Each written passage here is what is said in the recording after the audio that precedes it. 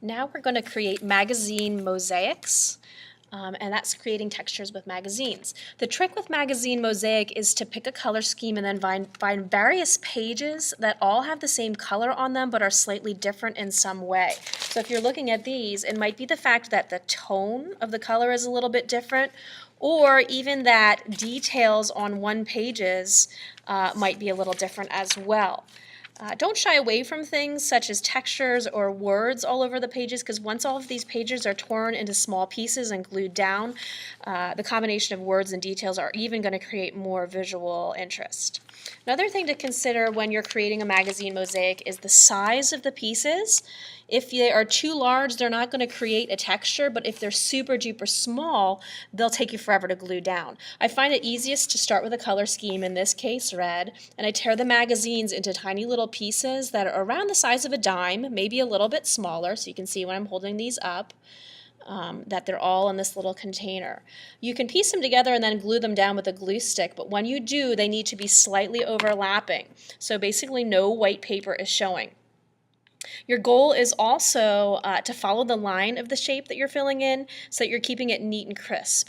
You might even have to cut some of the pieces so that they fit perfectly. So if I'm doing the little mosaic in this spot here, you can see I'm going to kind of start piecing together all of the pieces.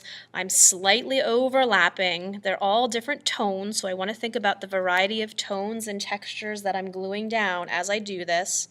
And I'm not letting any of the white space show through. And eventually this will all be filled up.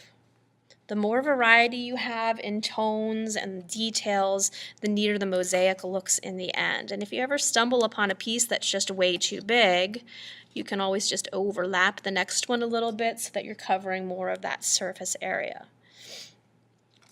Now, mosaic can get a little messy. We're only doing a small little area at this point, and it does get sticky. So once we really get into this process, what we're going to do is we're going to keep a container next to us right at our desks, and that container, just like this one, is going to be filled with water. So if it gets super messy, you're just going to dip your fingers in the water, and you're going to wipe your fingers off instead of having to get up to go to the sink.